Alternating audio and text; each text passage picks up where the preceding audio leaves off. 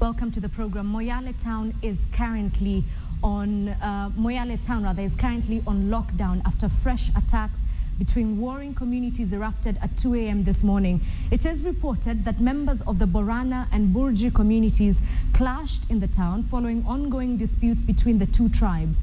Now, according to Moyale OCPD Thomas Atuti, shops were broken into and property of unknown value looted during the clashes. Further information from area police indicates that women and children are currently fleeing the area into neighboring Ethiopia. The clashes come as President Uhuru Kenyatta is expected to receive a situational report from the Kaparo Haji-led task force on the security recommendations in the region.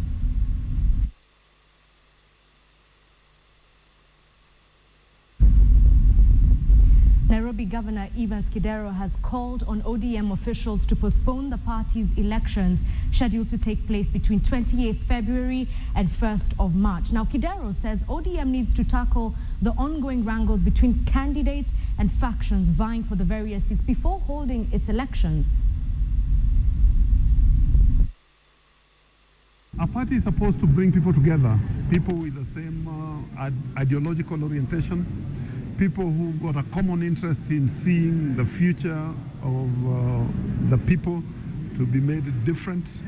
And if the elections, which is supposed to unite them, is to divide them, I think it is important people step back, reevaluate, and agree on how they move forward. We can see that the people from Coast are disgruntled.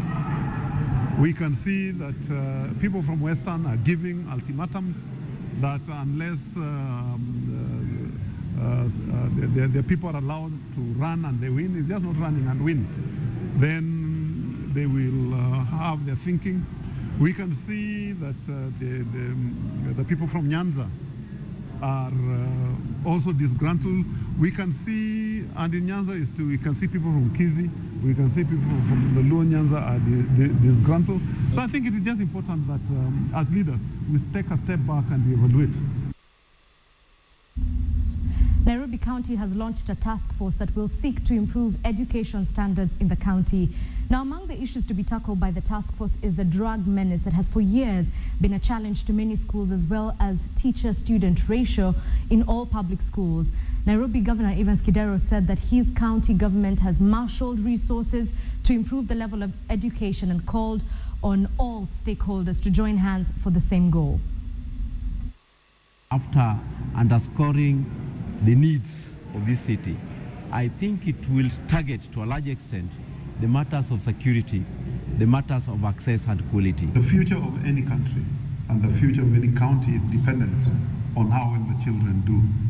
And when results are announced and when kids transition,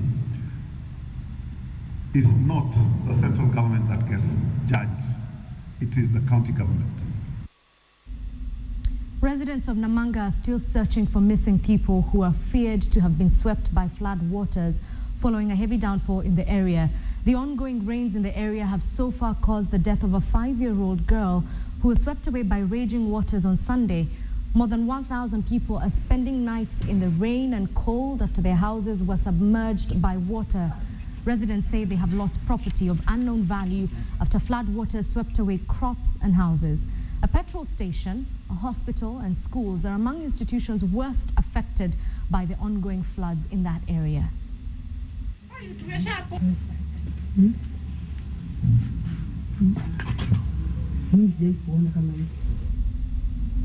More than 3,000 liters of illicit brew have been destroyed in Kitengela town in Kajiado County. Angry residents emptied the tanks that had been hidden inside 2 rental houses at Nunkopir area. The discovery comes barely 2 days after a middle-aged man died after taking illicit brew.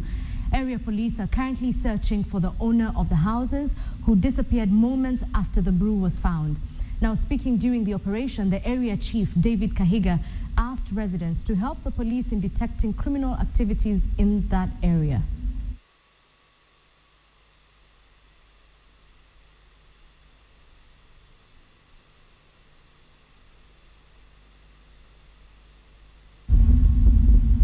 The government has reproved the escalating school fees in public secondary schools, stating this poses the danger of making education a preserve of the rich.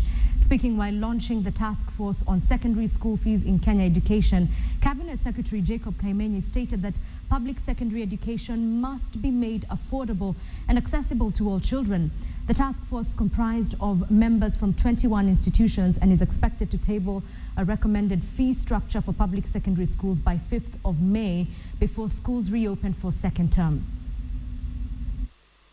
There are also reports, ladies and gentlemen, that some students who have even dropped out of school, some have done that because of the escalated costs in our schools in various forms, such as fees, extra levies, uniforms, projects, and aid costs of education.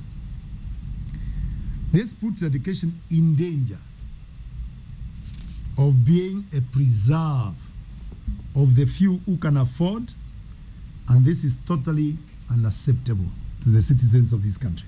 The Basic Education Act, Section 29, number 2B, mandates the Cabinet Secretary with the responsibility of approving extra levies in schools in consultation with the county education boards, provided no child shall be refused to attend school for failure to pay such charges. It's very important to underline that. No child shall be refused to attend school for failure to pay such charges. Still in the education sector, let's now take you to Nyeri, where a case is currently ongoing about the selection of Form 1 students. If you remember, the county government had gone to court on behalf of the parents, saying that the Ministry of Education had failed to fulfill their promise to give 20% of the Form 1 slots to resident students of Nyeri County. The court has asked the two parties to sort of resolve the issue out of court, but they will resume their sittings later this afternoon, and we'll bring you more details of this in our subsequent bulletins.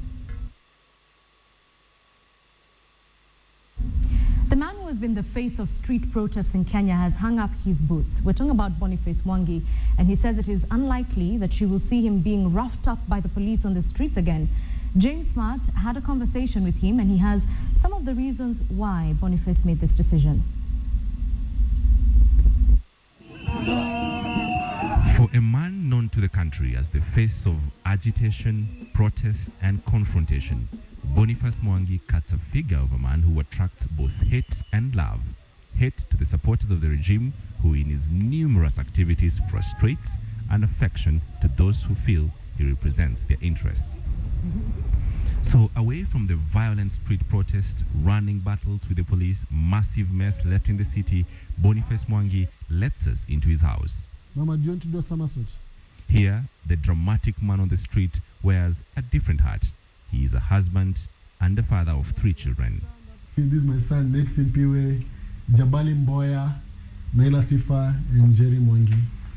From the tough-talking, street-smart, pain in the hands of authority young man, in front of his family, Boniface tells me he's retiring from protesting or activism. He says he fears for his life. There's a time I thought I was willing to die for this country. I'm looking at it, this country is too selfish to die for it. As in, people are very self-centered. It's all about them. So why should I die? Why shouldn't I just be a father to my kids? For more than 5 years, Boniface Mwangi has organized and led elaborate street protests, ranging from initiating a shouting march in national events that often ended rather badly for him, all the way to carrying coffins to Parliament and brazenly starting a bonfire in the middle of a city street, sliding even further into dumping style right in front of Parliament. To what end? What has he achieved, I asked. For this country, I want to change my tactics in a way that I'm going to live to see the fruits of what we're fighting for, and that my kids can grow up with a fire. So I said I'm not going to get to the streets. And you know, now Kememe is saying that I'm being paid to topple the government, which is a very serious allegation, because that's treasonable. And so I'm staying away from this. Stop it. Our interview is often interrupted by his children. They must be happy to have their father around, but it is Njeri, Boniface's wife, that puts into context what this young family has had to give up to accommodate his activities. They could silence him, and I don't know what silence in this case means. For him, I don't know what that silence would be. And whatever it could be, it can't be good. If he can't speak out because he's a person who speaks out, then what then does he become? You know, it's like crippling somebody, stuffing something in his mouth so that he can't talk. What kind of life would that be? His family, Boniface says, has been supportive of his activities. He takes his children along to the protests. They have attended all of them, he says, except the last one on Thursday. I'm a photographer. That's my daytime job. But I tend to get arrested a lot. Sir, you tell these guys to search us because we're going in. We are not going in. So what's the future of street agitation, I ask? Is he concerned? From the past, they normally malign you before they kill you. So it's better for me to live when I'm still alive.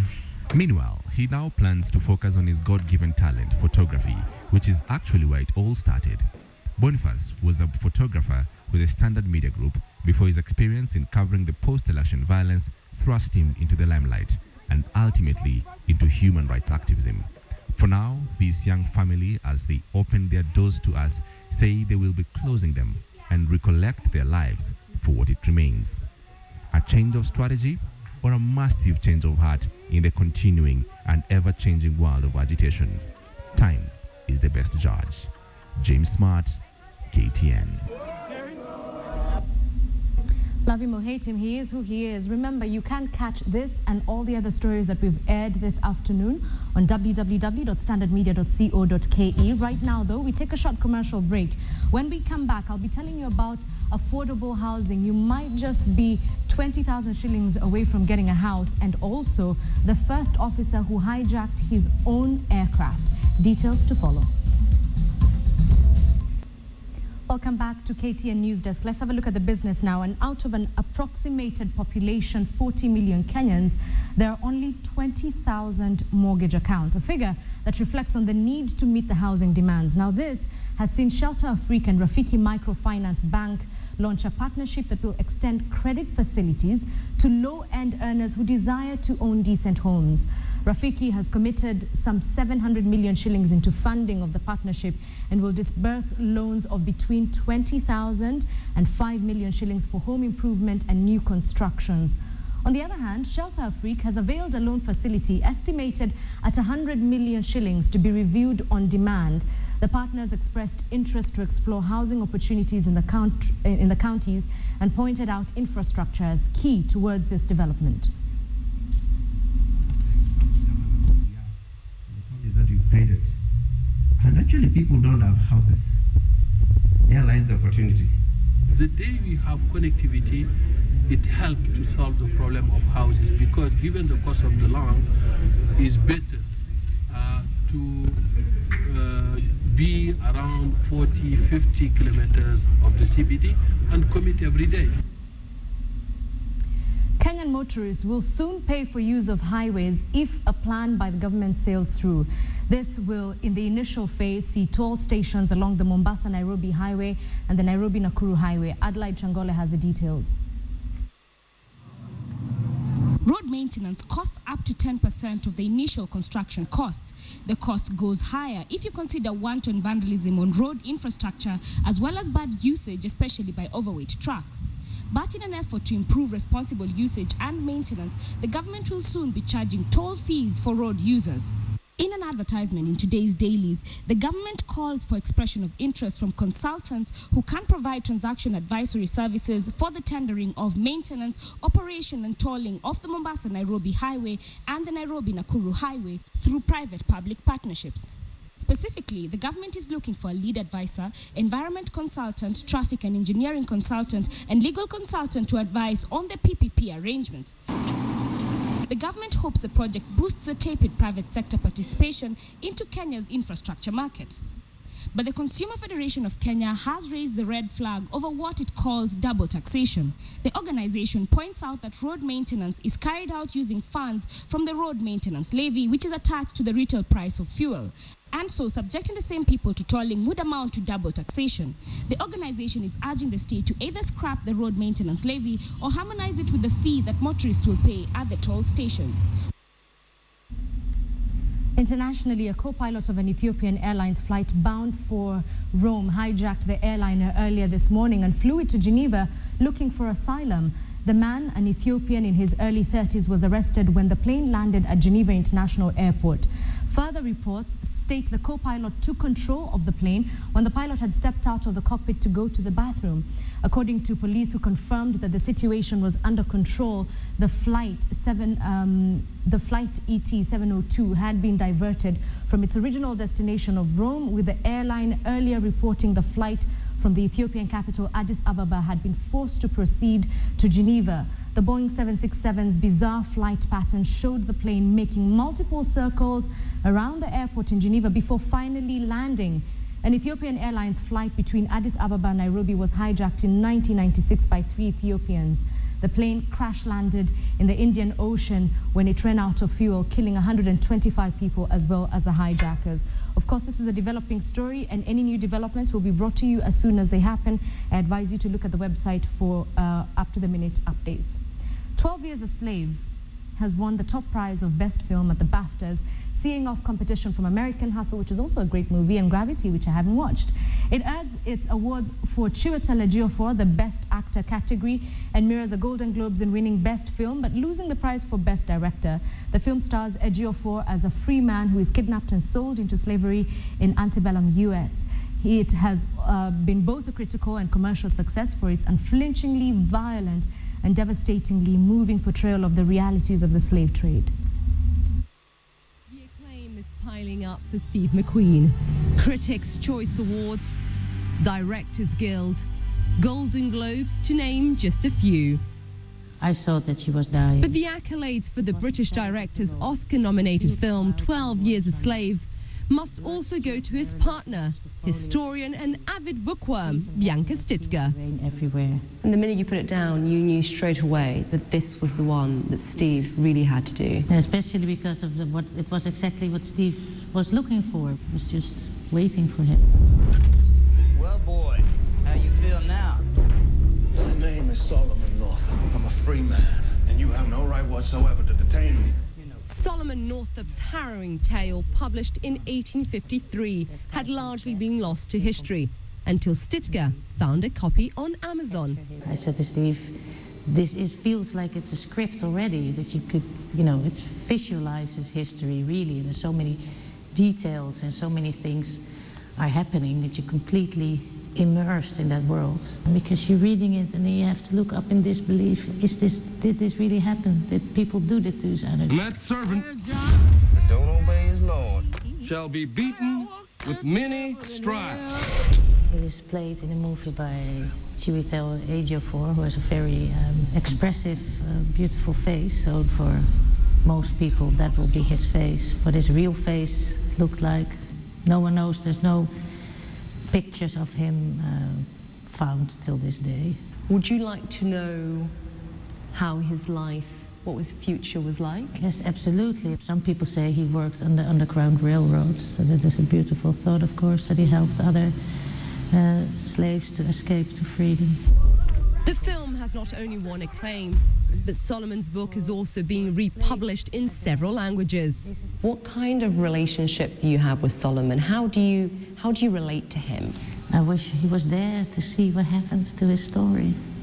That so many people are feeling for him now and taking something away from his experience. I survive! I will not fall into despair. 160 years on, it's a story that resonates still. Freedom is opportune. Isa Suarez, CNN, Amsterdam. It's time to wind up this edition of KTN Newsdesk. My question to you today is, what do you do for inspiration? Well, our Did You Know fact today is based on one guy called John Swartzwelder. I don't think I pronounced his name right. He's a writer for The Simpsons, and he used to write episodes while sitting in a booth at a coffee shop. So he used to say that he used to drink copious amounts of coffee and smoke endless cigarettes. But then a California law was passed on anti-smoking. And so what did he do? He realized this is where all my inspiration comes from. And so he bought the diner booth and took it to his house. What do you do for inspiration? Is it enough to buy out an entire coffee house? Think about that. My name is Edith Kimani. We'll see you again at the business later this evening. Until then, have a splendid day.